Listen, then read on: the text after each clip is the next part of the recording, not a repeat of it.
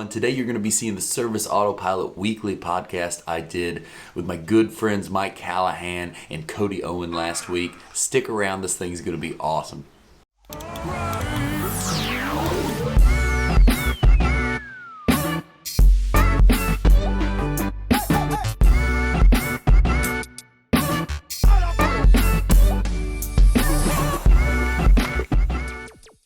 Hey everyone, I'm Jacob Godar, and my channel is about building your future through business, investing, and purpose. This podcast I did with Service Autopilot and the guys is going to be awesome. It's going to go over some really cool concepts right now of bettering your business in 2020. Let's get right into it. Week is Jacob Godar.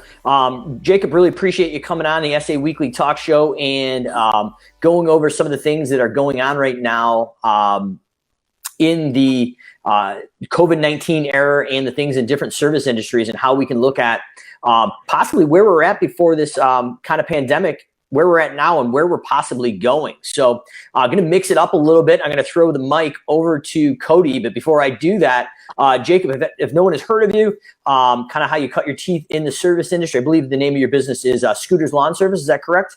Yep. Scooter's Lawn Care. Just got into it. I was a foreman when I was 17 or 18 for a landscape company, and I kind of left that to get in the auto body industry. And then after a short amount of time, I realized I wanted to start a business. So I got back into it, started mowing grass, and now we're a business that's full service, from landscape design, hardscaping, treatments, pretty much the whole nine. And we were able to surpass the $1 million mark in, 5 or 6 years in business. So things have went pretty well. Congratulations on breaking that million mark. I know that's it's a big number. A lot of us self-employed entrepreneurs want to hit. It's pretty elusive, and I'm sure there is some battle scars and probably some wounds that are, as of late, that you've been looking to break that mark, and obviously well beyond. So, like I said, I'm going to turn it over to Cody, and obviously, if there's any questions during the live or recorded event, we'll watch this next 12 to 24 hours for questions for anybody from the SA Weekly Talk Show staff here or Jacob. We'll keep an eye on to get those questions answered as well. But floor is yours, Cody. Awesome. Well, Jacob, like Mike said, thanks for joining us today. And I know that we've been talking kind of throughout this crisis. And one thing that I admire about you is that you are always looking for the positive way to look at something, like even something that's as terrible as what we're all going through right now.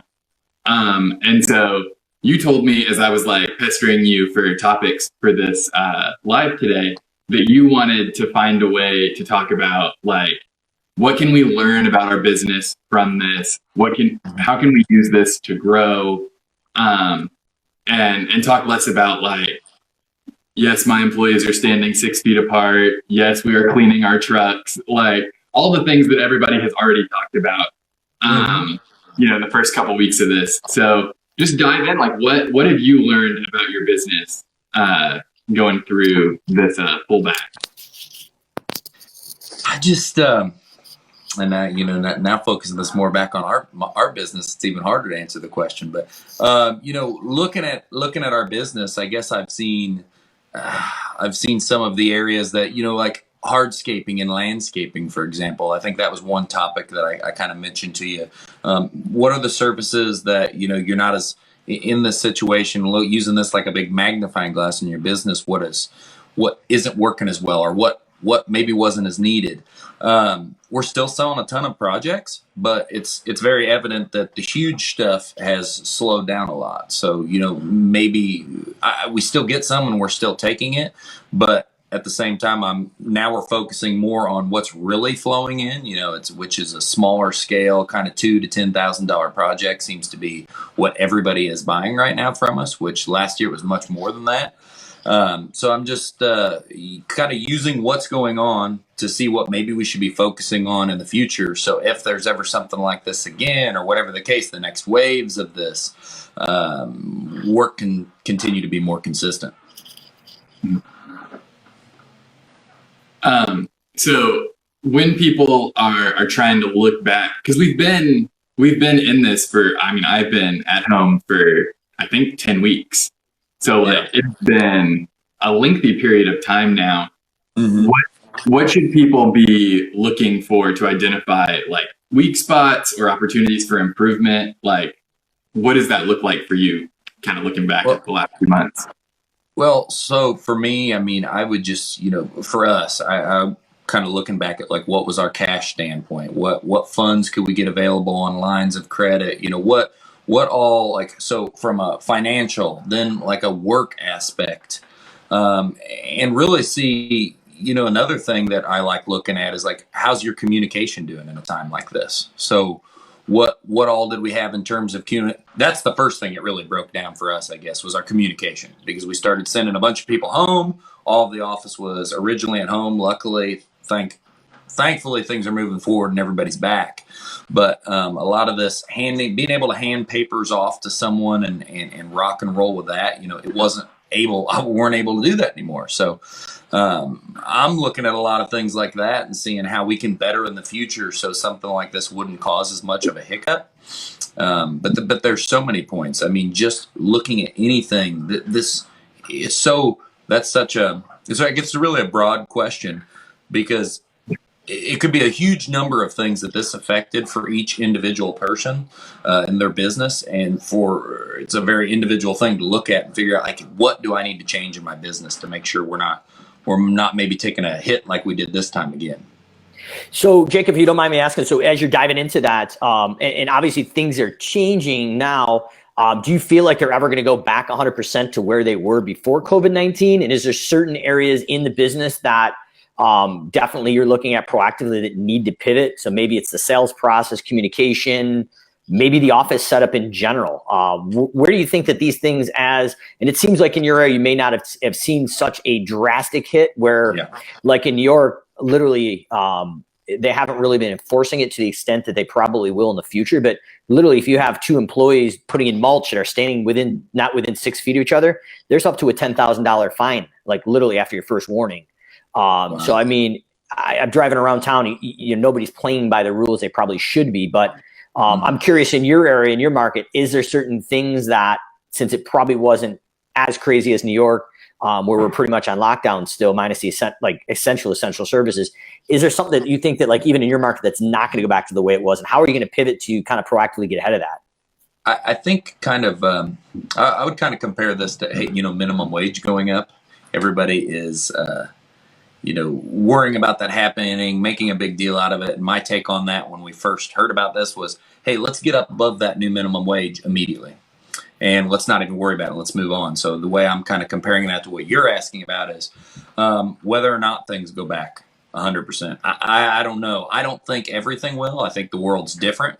But I'm going to just assume there's a lot of things that aren't going to go back, and we're going to start operating in a different way. So either way, it's irrelevant, because some of the stuff is going to make us stronger.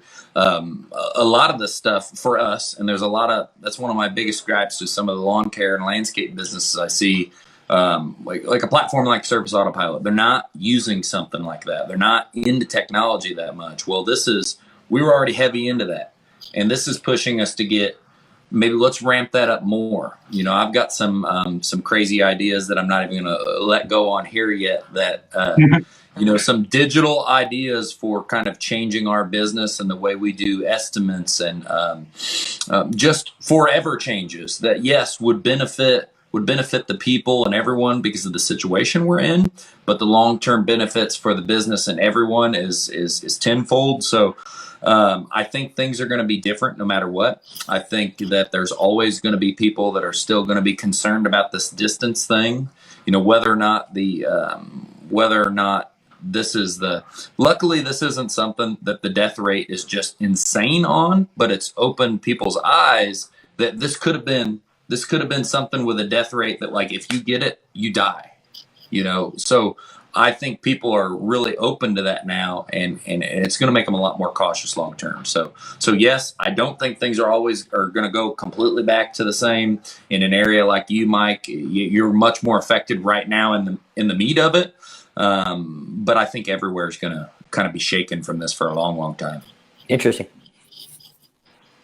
Jacob, I know that you guys did a lot for, like, your bigger projects. You did, like, in-person sales. Do you feel like having to pivot to a more remote sales model is part of why those bigger deals are drying up, or is it just an economic concern? Maybe it's economic. I mean, and I think kind of like how I was on, I made a bunch of YouTube videos and things about continuing to market. Don't stop marketing during this. That's the wrong thing to do. But as much as we did that, we didn't stop marketing. We maybe ramped it up a little bit. We were kind of more in a holding pattern of hold true, do the things that are working, try to focus on the problems, make sure they're getting fixed. I think that's going to kind of be short-lived. I'm seeing so many people. I think that's what people were doing with their money, even if they were working from home and still getting paid. Just nobody knew what was going on. I feel like people are becoming more sure. I don't think the big project thing is going to stay this way. I've got a big feeling that that's going to really, really, really skyrocket here pretty soon in multiple areas, because I've been seeing people are just slammed with large-scale projects. So they're there. But yeah, I feel like it's more economic related than it is people, having fear of meeting with someone, because we're meeting with a lot of people. We're just respecting what we're supposed to be respecting, staying distant. When I would typically go in someone's house and sit down at their kitchen table and sell them a project, we're not going in people's houses. I'm sending them pictures of stuff. I'm meeting them and kind of showing them my computer. Just doing everything at a distance, really respecting the rules. So. Yeah, and that's interesting. I've actually been about to do a design build in the back of our place here. So one of my buddies locally that owns a pretty good size design build company, same exact thing. He's a relationships guy, but you could just tell, because I've been on, large over $100,000 hardscape jobs with him, when he's actually proposed them and followed up. And it was the same guy, but the approach was different. It was interesting how he tailored that to make the individual feel comfortable. There's another local competitor here that's actually doing massive design build jobs actually through Zoom now and Facebook Live. So his other two major competitors are doing that. I don't think he's gone to that extent yet, but they're finding creative ways. And as of today, if you're watching this live, New York actually has just made construction essential. So it'll be interesting to see as some of these states opening up those larger jobs, if they're going to open up. But I think it's very similar to New York. Those are stats I'm kind of hearing too, that $10,000 to $15,000 jobs or below right now are prevalent. But when this opens up, maybe that will open up for everybody, hopefully. Yeah. That's definitely what I'm seeing, and kind of what your local area is doing with Zoom and Messenger. This has really opened my eyes to potentials that I didn't even see the upsides to as much before, because I was just focused on growing a company. There's a lot of opportunity. I think even being as devoted to something as technology as we are, a lot of opportunity we're missing out on. This has kind of opened my eyes to. So yeah, I know Cody and I have talked about it before, and we've done a few talks nationally here before everything got crazy. Last one we did was out in Savannah, Georgia, at Martha Woodward's QDS conference, and we talked about that conversational marketing and that real-time buying decision, kind of like the Amazon, Netflix, and Uber. And it's interesting, some of the early adopters, at least in my market, that had that real-time design build or even maintenance estimates are mopping the floor with the competition right now. So it's interesting that maybe with some of this shift, it's going to be more socially acceptable to buy a big job with that technology. So now, jury's still out if it's going to work in the long term, but it's interesting right now because that's all you could do if you wanted that work. So people may become accustomed to it. Exactly. And I mean, I think it's kind of like, I look at it like credit cards. A lot of people in our industry acted like that was going to be impossible to have everybody be on a card. And, I was watching, obviously, Jonathan and Mike. I'd listened to you talk about it before when I was really first starting to get that idea, which is probably only the second or third year of our business. And it was scary, but it was 100% possible. I mean, we've got, I don't know if she's still on it because I don't really handle the mowing and the maintenance, but we've had like a 97-year-old woman have her card on file. So that's 100% capable. In the midst of all this, we sold a landscape lighting job to an awesome client of ours.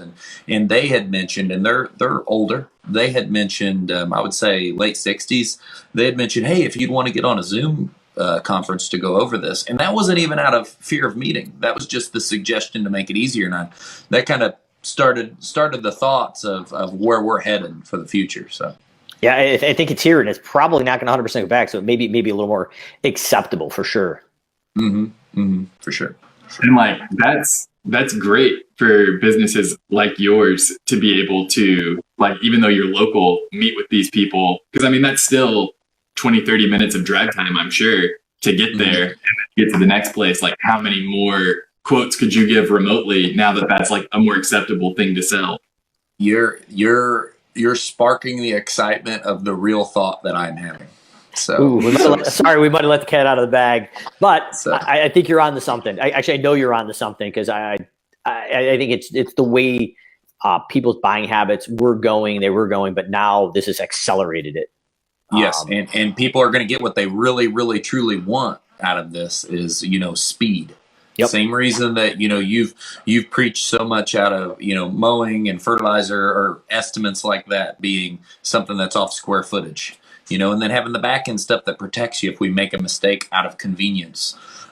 People want that. People want to know their mowing price over the phone if you can tell them on their first call. They don't want to have to make 15 calls to lawn care companies that don't even pick up the phone that they have to wait on a call back from. So yeah, and I honestly, I forgot how crazy that was. So with everything we're doing in the backyard and some electrical stuff we're trying to proactively get put in. I think it's a 220 volt like outlet hardwired or something. I have no idea exactly what it was, but it needed an estimate. And I called 2 or 3 of the electricians, and it took a week and a half to get a freaking call back.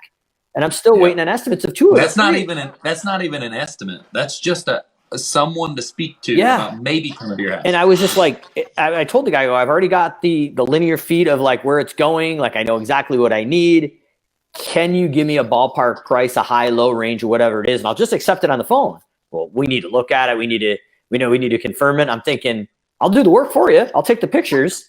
Jacob, I think you're on to something, because most people in the service industry are not going to adopt quickly. And I think we sometimes forget that the ecosystem we're in around Service Autopilot, the members, and obviously John Potoshnik of the Lawn Care Millionaire and co-founder of Service Autopilot has been a visionary. And he basically called this as a black swan event. He talked about a black swan event 3 years ago and how to handle it. And I will tell you, a lot of the members that listened to him from that conference today are better off than they would have been significantly if they didn't attend that talk and listen to his visionary thought process. But I think a lot of times we're surrounded by so many people in this SA ecosystem that we take this stuff for granted. But man, that was an eye opener for me, just to get a quote to get an outlet for electric. I mean, it seemed like a no-brainer. Depressing, really. Yes. I mean, that's the only reason we've taken on so many services, because, even just being able to offer something for our customers so they don't have to go through the nightmare. And I hate saying that about us as contractors as a whole, but the nightmare of getting a contractor on the phone to give you a quote for something. Yeah, it's very interesting. Cody, what do you got next on the docket over there, brother? So I wanted to talk to both of you guys about rainy day funds, and because Jacob kind of talked at the beginning about like looking at your cash situation for the next time something like this happens. What are you guys looking at, like how much of your operations budget are you like trying to have stocked away so that if things like, if we have a worst case scenario again like this where we're sending everybody home, what are you guys looking at? Is that like a line of credit? Is that actual cash? What are we doing? Well, I mean, for me, I want cash and I want a line of credit. But this, for a lot of people, hit at the worst time. I mean, if you were in your cash and you are in your line of credit, or whatever the case may be, you're coming out of winter, so not everybody, like in our area, snow wasn't that great this year. I mean, we don't plow anyway, but, so a lot of businesses, it's really hard for, it's really hard for a service business that is seasonal to be prepared for something like this. But yeah, it's both, it's as much availability as you can have. Obviously have cash and then have a totally free line of credit to be the second safety net. Yeah, I couldn't agree. And I don't think it was a good winter anywhere. Rochester, New York, where I'm located, is the third largest snow market in the whole United States. It ended up being number one to the last time I've checked for the whole entire year. It actually was snowing last week, as crazy as that may sound. Just bizarre. I mean, this whole thing, like 2020, is like the Twilight Zone. But even if you do have a large operation like we did with the snow removal company at Callahan's, we were plowing 180 acres of pavement every time we went out and on a full run. It's cyclical. It's that cash that goes in the beginning of the season, November, December, it builds up, and then you're continually going. And then everybody in April doesn't need you. So that 30 or 60 days catches up with you. But that's when you're doubling down, dropping maybe 100, 150,000, or maybe even 10 to 15,000, depending on the company in the spring. Advertising, and then all your maintenance on your trucks, any repairs that pop up, everything's cash loaded. So you're traditionally in that vicious cycle. Even if you're in a southern market, it's when it ramps up. You're cash poor usually. So with Callahan's, we always had a line of credit, at least of $100,000. We only tapped into it when we needed it. Right now, I would say payroll protection, there is, and last I heard, there actually is still some money left in there. So if you haven't done that, it really is suggested as of yesterday, I believe there was money left. Go out and get that money. And it's, you paid into it.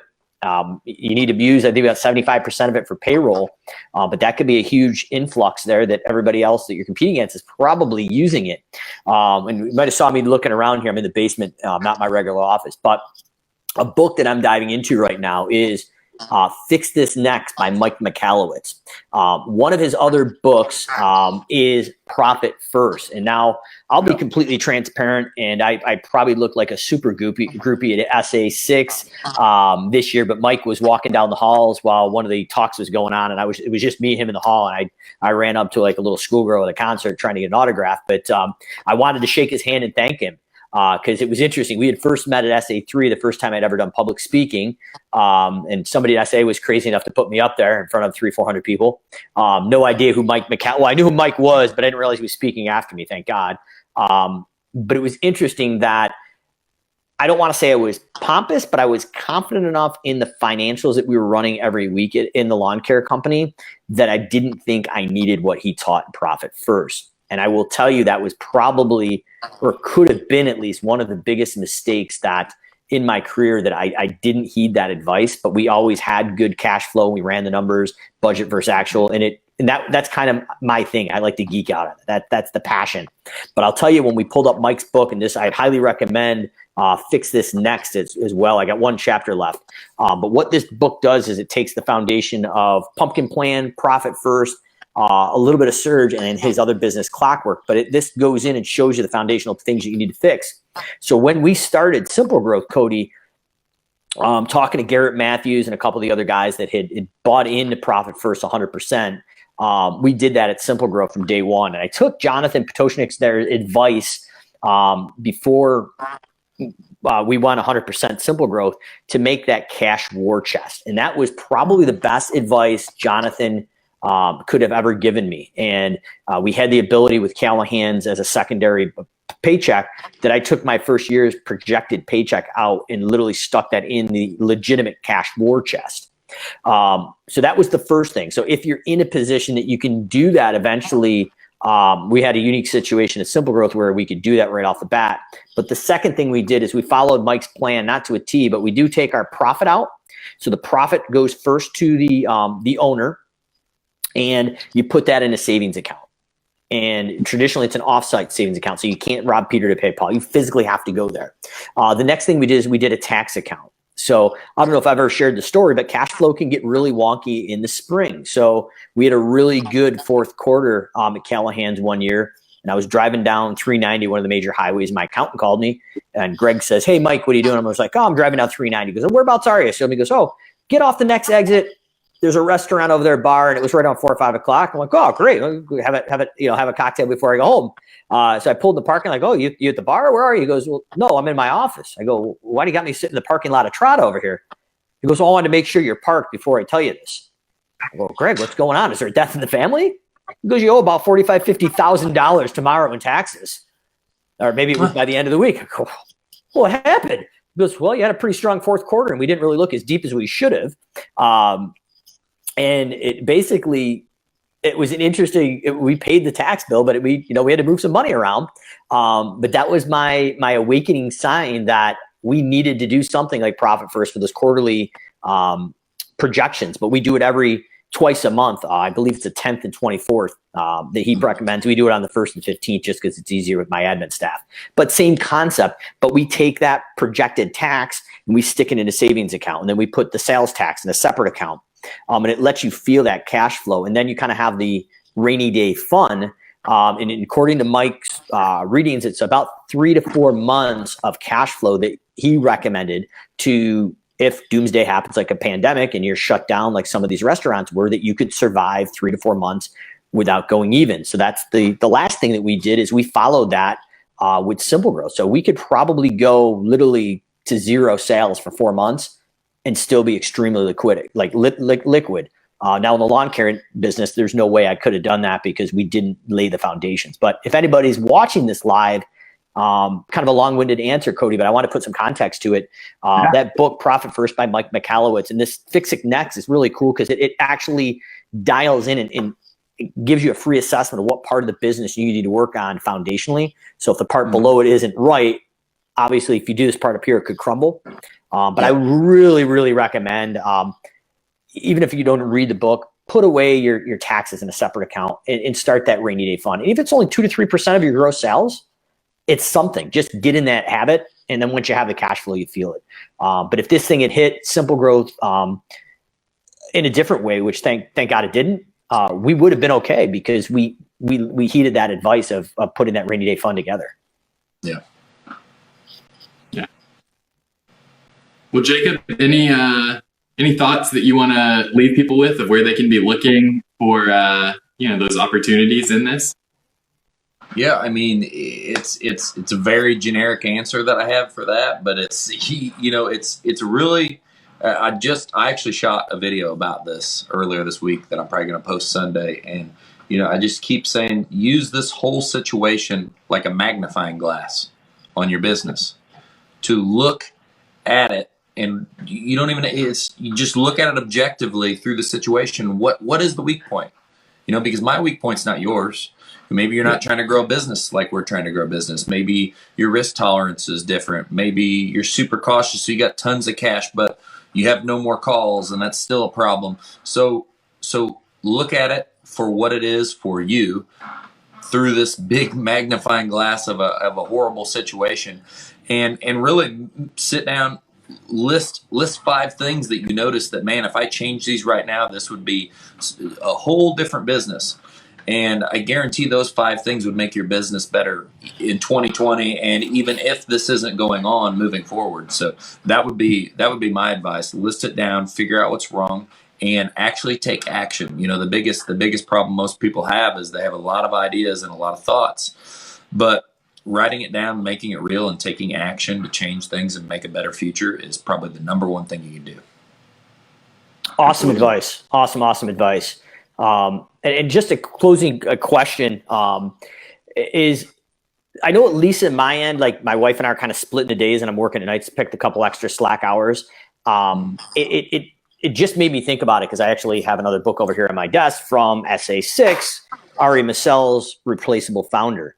Have you found that your team or yourself are kind of like in Ari's book? Like, I think he had Crohn's syndrome, but his work-life hours unexpectedly changed and he couldn't control it. And that's kind of what I'm seeing in my world right now. And I feel like we needed to create some redundancy and take some of the linchpins out, because if I couldn't take a sales call or do a content video or whatever else I was doing, a lot of those redundancies were in place, but it's put a different perspective of where the owner as a visionary could actually grow from this pain point we're actually been stuck into. So I don't know if you've seen anything like that, but it's opened my mind of kind of the magnifying glass. Like, wait a minute, like this is possible at this point in the game. And I didn't think it was. Yeah. I mean, it's definitely opened my mind. Like I said, as simple as the idea of changing a sales process, that maybe it only works for 15% of the market or whatever, but it's such huge for us. It's going to be a visionary change. And just to try what you said, creating, you can't control the situation, and that's what I first realized is basically I just started working 5 to 5 every day, trying to do my best to get a grip on the situation, and trying to get it where I'm more replaceable in multiple different situations so I can continue to anticipate a situation like this or be better prepared for a situation like this in the future. Hope that answers the question. Yeah, no, and I was just curious because the wheels were churning. I'm like, man, what if I came down with COVID? Yeah. How would that business continue to drive? And I just was curious if you had some insight on that because I know as business owners, we carry a lot on our shoulders. And if that did happen, these are the kind of the things that a lot of the SA members have been posting in the groups. I was just curious if you had any takeaways, which I think you already answered, of how that would actually affect the organization, and if you've created some redundancies just in case something crazy did happen. Well, one of the biggest things, and I think we were going this way anyway. As much as I like big projects, they're the most complicated part of our business, and more to me, they're more for bragging rights and pictures than they necessarily are always for the profitability of them. Because I know myself that, like I said, that $3,000, $10,000 range. Yep.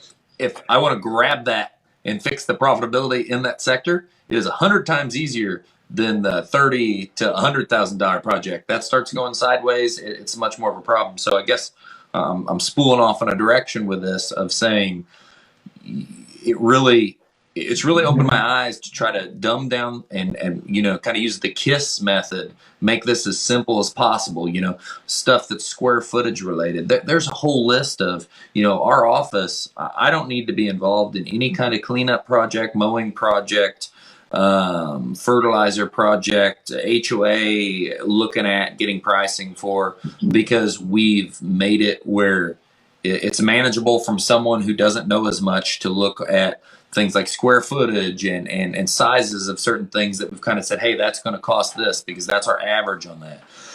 So really making it as simple as possible. So at least they could continue on, not big stuff. Our office could probably estimate, tackle, and do anything 10,000 and down without me even here. Wow, and that's huge. Congratulations, because most businesses don't hit that stride. Well, thank you. And there would still be issues and there would still be stress. But luckily, we've got awesome people. We just added another awesome person to the office and with a lot of knowledge. And that's really the thing. You said trying to figure out ways to replace yourself, and this just shows you all the weak points. If you did get sick and you were down, you need to prepare for that. I can't tell you how many times here's my presentation, huge dry erase board for when we're having meetings over there, where I've stood there and I've said to the office, like, if I died tomorrow, how long do you have a job? Interesting. That puts in perspective. Yeah. So if you don't have a job for that long and this business fails, then we've got a problem. So what do we do to fix it? Love it. So can't thank you enough, Jacob. Cody, yep. Awesome job today. Love it. Next week, tentatively, we've got Aaron Suttonfield of RDS Landscaping coming in. And Aaron's probably going to be dropping some bombs just like Jacob, where he has taken his traditional landscape maintenance business down to 100% fertilization and weed control for simplicity and increasing profits. And I know a past person that's been on is Garrett Matthews as well several times, and he's taken a several $1 million design build outfit and replaced it with strictly landscape maintenance, and now pretty much fertilization and pest control just for the same thing that Jacob's talking about. So I feel like this ecosystem of SA is just surrounded by great entrepreneurs like Jacob. So once again, brother, I appreciate having on everything you do for the lawn care industry. If anybody wants to reach out to you for anything else you do outside of lawn care, is there anything that you'd like to share with us before we close it out? Yeah, check me out on Jacob Godar YouTube. I make content 24/7 for that. I'm really passionate about whether it be a lawn care business or any type of business, trying to share knowledge, communicate with people, and help other people succeed. Awesome. Appreciate it. So next week, SA Weekly Talk Show weekly with Cody, Owen, Mike Callahan, 12 Central, 1 p.m. Eastern. And make sure you check us out on all the major podcast outlets such as iTunes and Spotify under Simple Growth. And we've just got one hell of a mugshot for Cody here. So we'll get him up there as well. But first draft's better than no draft. So we got it up, and now we might actually have some people listening after we get Cody's beautiful face up there. So we're looking forward to it. So, all right, until next week, appreciate it, Jacob, Cody, and signing out. Thank you. Yeah.